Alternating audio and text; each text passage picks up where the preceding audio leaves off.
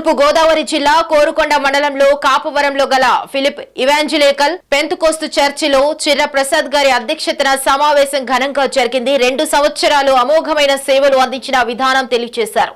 గౌరవ పెద్దలు సభ్యుల మధ్య నూతన వర్గం ఏర్పాటు చేసి స్వాగతం తెలియజేశారు. గౌరవ పెద్దలు సభ్యుల మధ్య నూతన వర్గం ప్రమాణ స్వీకారం చేయించారు. క్రిస్టియన్ అసోసియేషన్ ఆంధ్రప్రదేశ్ తరఫున వచ్చిన మీడియా మిత్రులకు ప్రత్యేకమైన రుణాలు తెలియపరుస్తున్నాం. యునైటెడ్ క్రిస్టియన్ అసోసియేషన్ అనే క్రైస్తవ సమాఖ్య 2 సంవత్సరాల క్రితం ఏర్పాటు చేయబడింది.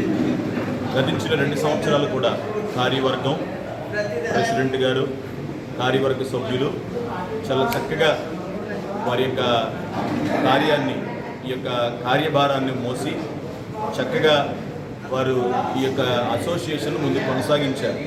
చాలా ప్రయాసపడ్డారు. ముఖ్యంగా ఎన్నో కార్యక్రమాలు చేశారు. క్రైస్తవులకు, క్రైస్తవ సేవకులకు, సమాజానికి వారు అండగా నిలబడ్డారు. వారిని బట్టి మేము ఎంతగానో సంతోషిస్తూ ఉన్నాం.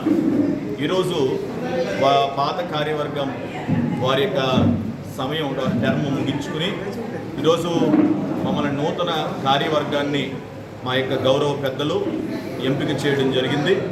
మమ్మలను నూతన కార్యవర్గముగా, సభ్యులుగా మమ్మల్ని ఏర్పాటు చేసుకున్నారు.